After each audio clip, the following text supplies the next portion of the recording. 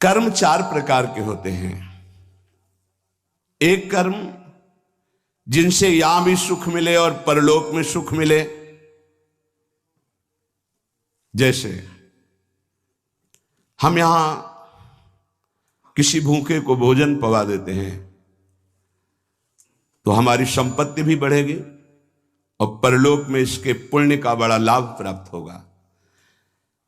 या हम ऐसी कुछ अपने धन से व्यवस्था करते हैं जिससे भजन करने वाले संतों को सुख मिले, जो सतमार्ग में चल रहे हैं उनकी वास की व्यवस्था, वस्त्र की व्यवस्था, भोजन की व्यवस्था, यहां भी तुम्हारे ऐश्वर्य बढ़ेगा और परलोक में भी भगवत कृपा प्राप्त होगी।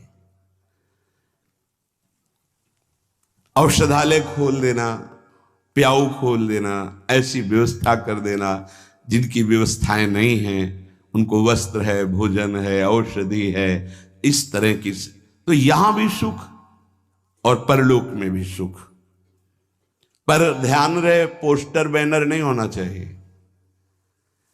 अगर आपने कहीं छपवा दिया या अपनी जबान से कह दिया तो उसका प्रभाव क्षीण हो जाता है, ये लोग समझते नहीं।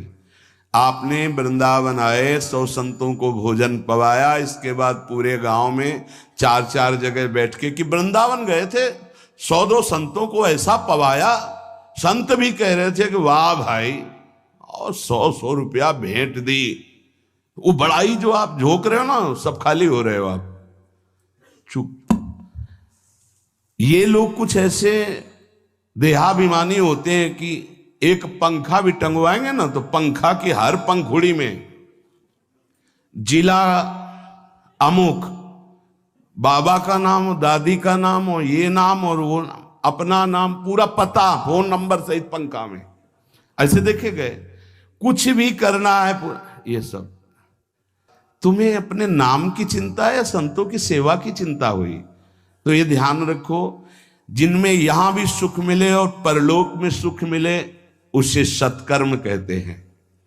सत्कर्म गुप्त होना चाहिए, पर अभिमान गुप्त होने नहीं देगा, पक्का। वो चाहे दीवाल से कहेगा जरूर। ये अंदर देख लेना, फूलन आएगी, कहना कुछ तो ऐसा कि बाद में संत पाएंगे, पहले ही परिक्रमा मार्ग में बोर्ड लग जाता है, आज यहां 100 संत सेवा और अमुक जिले के अमुक अमुक अमुक ऐसे।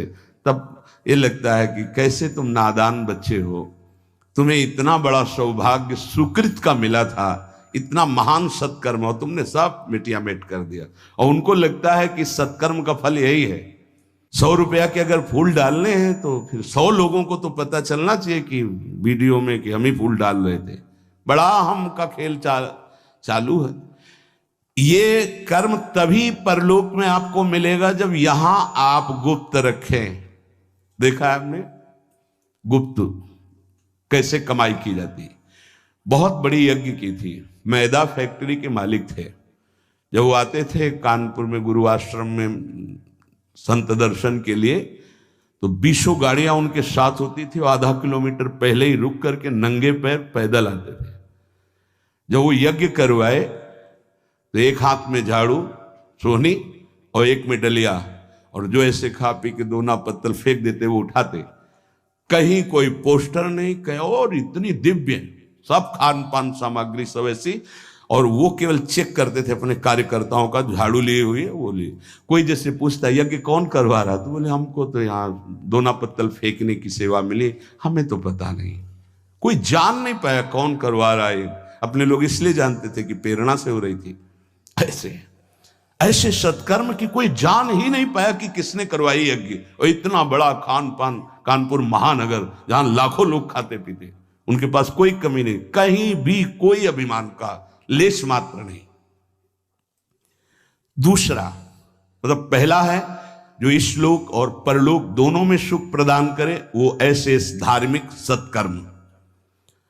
दैन्यता की मूर्ति, साधुता अपने आप आ जाएगी जब आप ऐसा समर्पण करेंगे।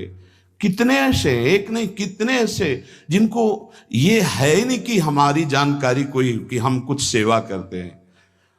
अहम को पुष्टता चाहिए। इस लोक परलोक में यदि अपने कर्म का जो सुकृत है तो भगवान से प्रार्थना करो कि कोई न जान पावे, ऐसा कार्य करो, तो वो आपको श्लोक और परलोक दोनों में उन्नति प्रदान करेगा।